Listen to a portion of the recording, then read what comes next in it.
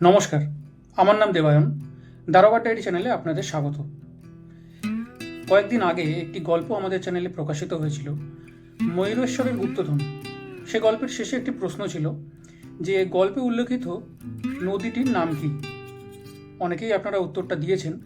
তাদের মধ্যে যারা আপনারা সঠিক উত্তর দিয়েছেন তারা হলেন কল্পনা বিশ্বাস, কৃষ্ণা ভঞ্জা, সুষমা মাইতি, আদিত্য চক্রবর্তী, মোহাম্মদ শাকিব। অনেক ধন্যবাদ। এভাবেই আমাদের পাশে থাকবেন। আগামীকাল শনিবার দারোগার ডায়েরির নিবেদনে দারোগা সমরেশের একটি নতুন গল্প চ্যানেলে আসতে চলেছে। ঠিক সন্ধ্যে 7টায় চলে আসবেন।